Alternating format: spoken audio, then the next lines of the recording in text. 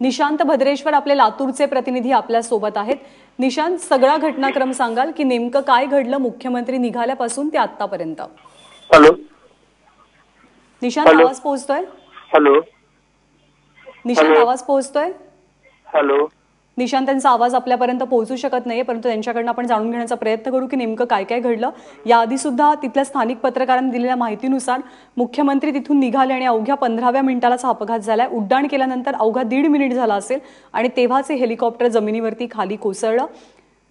मुख्यमंत्र्यांसोबत जे आणखी 3 जण आहेत ते सर्वजण सुखरूप असल्याचं कळतंय। निशांत भद्रेश्वर पुन्हा एकदा आपल्या सोबत आहेत।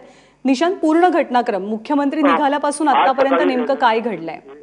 निलंग्यामध्ये श्रमदानासाठी आले होते, त्यांनी श्रमदानही केलं हालगऱ्यामध्ये।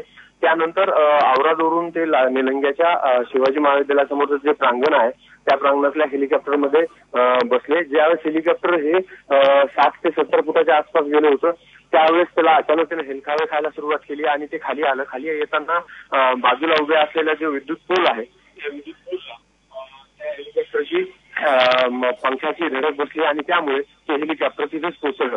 यामध्ये 2 पायलट, मुख्यमंत्री आणि त्यांचे सहाय्यक होते। त्यापैकी 3 जणांना म्हणजे मुख्यमंत्री आणि 2 पायलटांना कसलाही प्रकारचा मार नाहीये, मात्र त्यांच्याबरोबरचे जे सहाय्यक आहेत त्यांना किरकोळ दुखापत झालेली आहे। प्रथमोपचारानंतर त्यांना घरी पाठवण्यात आलेलं आहे। सध्या मुख्यमंत्री कुठे आहेत, कधी मुंबईला रवाना होणार आहेत, काय माहिती मिळते आणि या अपघातासंदर्भात अपघात घडला कसा? संवाद साधलेला आहे। ते म्हणते की मी सुखरूप आहे, मला कसल्याही प्रकारची दुखापत झालेली नाहीये, महाराष्ट्रातल्या जनतेचा आशीर्वाद माझ्या बरोबर आहे, या कारणानं कसल्याही प्रकारची दुखापत झालेली नाहीये, साधं खर्चटलं सुद्धा नाहीये, मी सुखरूप आहे असं त्यांनी माध्यमांना सांगितलेलं आहे। ते सध्या लातूरचे पालकमंत्री संभाजी पाटील यांच्या निलंग्यातल्या निवासस्थानी आहेत। निशांत, हा अपघात नेमका कसा झाला, म्हणजे प्राथमिक अंदाज काही वर्तवला जातोय?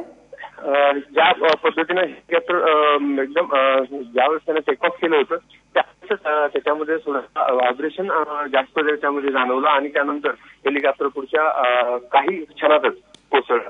त्याबद्दलची जी तांत्रिक माहिती आहे ती अद्याप समोर आलेली नाही की नेमकं ही अपघात कशामुळे झाला। निशांत, धन्यवाद या माहितीबद्दल।